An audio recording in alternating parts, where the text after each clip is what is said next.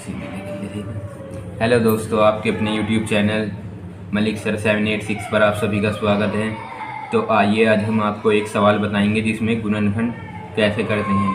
तो यानी हम सीखेंगे कि गुणनखंड कैसे किए जाते हैं। तो देखिए, आइए हम आपको बताएंगे कि गुणनखंड कैसे किए जाते हैं। तो देखिए हमारा सवाल क्या है, 6x² प्लस 11x और प्लस 3।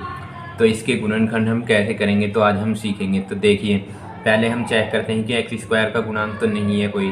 तो यहाँ पे हमने देखा x² का गुणांक है, तो जो x² का गुणांक होता है हम उसकी मल्टीप्लाई पहले यहाँ पे अचर पद में करते हैं, और यदि नहीं होता है x² का गुणांक तो ऐसे ही गुणनखंड कर लिए जाते हैं। ठीक है, तो आइए देखते हैं। यानी जो x² का गुणांक है हमारा वो 6 है, तो हम 6 की मल्टीप्लाई इसमें 3 में करेंगे, जिसे हम अचर पद भी बोलते हैं। तो इसकी मल्टीप्लाई की हमने इसमें, तो 6 या 18, तो यानी 18। यानी तो हमें इसके गुणनखंड ऐसे करने हैं, यानी जो जोड़ के तो 11 आ जाए और गुना करके कितना आ जाए, यानी 18। और जोड़ के तब आता है अगर यहाँ पे प्लस का चिन्ह है अचर पद का, तो जोड़ के लाने हैं। और यदि यहाँ पे अचर पद का चिन्ह माइनस है तो हमें घटा के गुणनखंड करने पड़ेंगे। तो हमारा यहाँ पे प्लस का चिन्ह था तो हमें जोड़ के लाना है 11x, 11 और g मल्टीप्लाई करके हमारा 6 या 18। तो देखिए आइए, यानी 6x² प्लस, तो हमने यहाँ पे देखा कि इसके यानी फैक्टर हो जाएंगे 9 + 2, 9 + 2। तो हमने देखा 9 और 2 11, आगे जोड़ के 11 क्योंकि यहाँ पे प्लस का चिन्ह है, और यदि माइनस का होता तो ये घटा के लाने पड़ते हैं।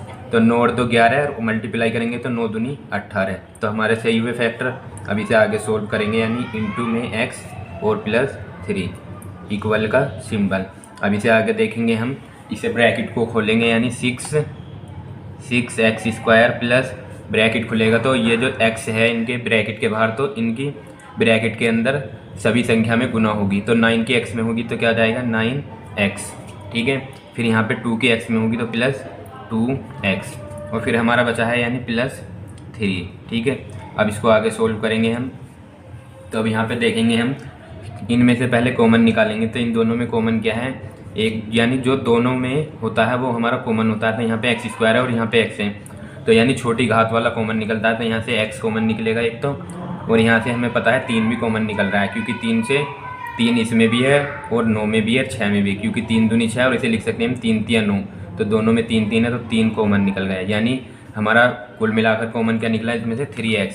तो हम इसे